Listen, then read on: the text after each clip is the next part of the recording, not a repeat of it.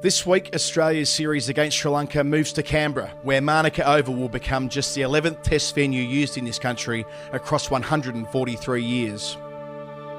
But before the show moves south to the nation's capital, the relatively unknown story of Australia's 4th Test venue is one that deserves to be told.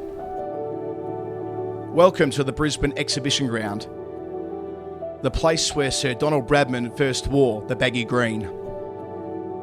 It was only 4 kilometres from here, at the Gabba, the fabled home of Queensland cricket, where Tim Paine's side last week won the first Test in 2.5 days.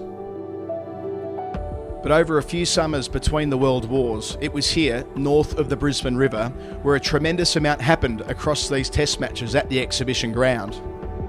It's an iconic part of Brisbane, obviously, the Brisbane Showground. It's a very special place in Brisbane's history and also the cricket history. It was here in November 1928 where Sir Don Bradman, as a 20-year-old, made an inauspicious debut in an Ashes Test against England. It's a bit of an unknown fact, actually, that Don Bradman played his first Test here. He didn't do so well. I think he got a 1 and an 18. That's right, and following that Test, Bradman was dropped for what would turn out to be the only time in his international career. But he wasn't alone in struggling, England walloping the hosts by an astonishing 675 runs. Australia steamrolled by Harold Larwood on a wet pitch for 66 after being set 742 to win. To this day, that remains the biggest Test victory margin by runs ever recorded.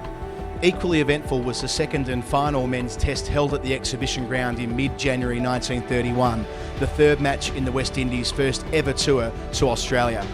It was then that, sure enough, Bradman made amends, compiling 223 in Australia's massive first innings. It goes down as the only time that Bradman and Headley, who was known as the Black Bradman, both made centuries in the same Test match. Don making a double century and Headley also making a century in the one game is absolutely fantastic and a part of cricket history. Sadly, after 2 eventful Tests, that was it for the ground as far as international men's cricket was concerned. Off to the Gabba, which was preferred from the next summer and beyond. These days, 2 of the original charming grandstands are still in use. The venue, the home for the annual Brisbane Show and many other festivals year-round. That includes the mighty Ernest Bain stand, which served as the pavilion for Bradman and co. Yeah, they're a beautiful part of Brisbane, and obviously we want to invest in those and restore them back to their former glory. It costs a lot of money, and I guess all these other things that we do at the showground will enable us to do that over time.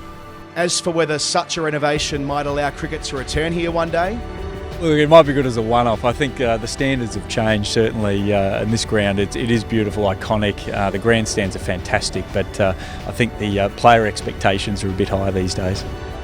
But while this might well be the Test venue that Australian cricket forgot, on this turf is a very real link to one of the most glorious eras of our game.